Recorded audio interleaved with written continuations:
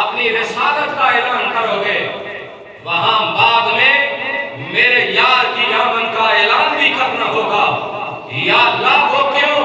فرمایا جب میری توحید کا اعلان ہو جائے گا، تم اپنی رسالت کا اعلان کر چکو گے، تمہارے جانے کی ذمہ داری پوری ہی تب ہوگی جب میرے یار کی آمد کا اعلان ہو جائے گا۔ سبحان اللہ۔ اب اسی اعلان کو میں باقی انبیاء کا تذکرہ نہیں کرنا چاہتا، حضرت عیسیٰ بن مریم علیہ السلام نے جس انداز میں کیا، جسے قرآن نے نقل فرمایا، حضرت عیسیٰ بن مریم علیہ السلام نے اپنی امت کو جمع کیا اور میرے اور آپ کے کریم آقا صلی اللہ تعالیٰ علیہ وسلم کی آمد کا مجدہ جافزہ سنایا۔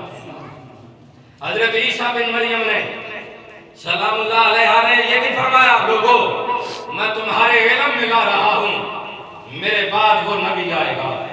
یہ نہیں فرمایا میں اعلان کر رہا ہوں میرے بعد وہ نبی آئیں گے۔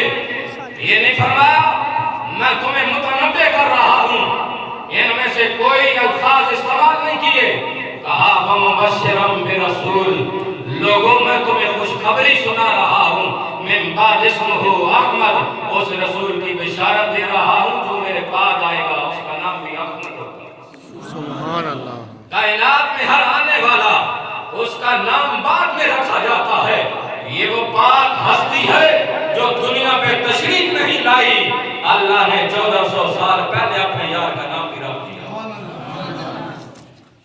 اللہ نے یہ محفل اپنے محبوب نبی کو یاد کروائی، جو حضرت عیسیٰ بن مریم علیہ السلام نے اپنی امت کو جمع کر کے میرے اور آپ کے کریم آقا علیہ السلام کی آمد کا تذکرہ کیا۔ اللہ کو یہ محفل اتنی پسند آئی، اتنی پسند آئی کہ اسے اٹھا کر قرآن کی زینت بنا دی اور فرمایا اِنَّا نَحْنُ نَزَّلْنَا الذِّکْرَ وَإِنَّا لَهُ لَحَافِظُونَ۔